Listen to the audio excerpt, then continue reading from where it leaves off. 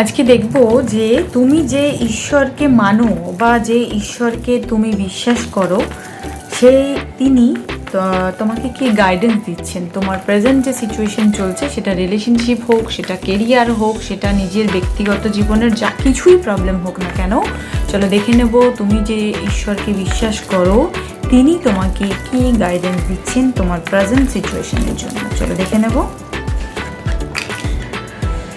হ্যাঁ, নতুন নতুন আইডিয়াস ক্রিয়েট করতে বলা হচ্ছে। পুরনো জিনিসকে লেট গো করো, নিজেকে হিল করো, নিজেকে ব্যালেন্স করো।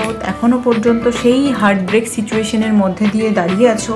ইগো প্রবলেম, প্রচুর প্রচুর রাগ নিজের মনের মধ্যে, যে কারণের জন্য হার্ট চাকরা ব্লকড হয়ে যাচ্ছে। ঠিক আছে, হার্ট চাকরাকে ব্লক হতে দেওয়া যাবে না। হার্ট চাকরা ব্লক হয়ে গেলে তুমি কিন্তু রিসিভারের এনার্জিতে থাকবে না এবং গিভারের এনার্জিতেও থাকবে না। গিভার অ্যান্ড রিসিভার মানে তুমি যেটা দেবে, গিভ অ্যান্ড টেক পলিসি। তোমাকেও কিছু দিতে হবে, ভালোবাসা দিতে হবে, তবে গিয়ে তুমি ভালোবাসা পাবে। হিলিং এনার্জি সেন্ড করতে হবে, দেন তোমার কাছে সেটা বুমেরাং হয়ে আসবে। হ্যাঁ, তো তুমি যদি সেরকম জায়গায় না যেতে পারো, নিজের হার্ট চাকরাকে ব্লক করে রাখো এই ইগো, এই নেগেটিভ ইমোশন দিয়ে, মন খারাপ দিয়ে, তাহলে তুমি যে ঈশ্বরের কাছ থেকে আশীর্বাদ পেতে চাইছো, তোমার তো হার্ট চাকরা ব্লকড হয়ে যাচ্ছে। তুমি সেটা রিসিভ কী করে করবে? হার্ট চাকরা ব্লক থাকলে তো রিসিভারের এনার্জিতে থাকা যায় না।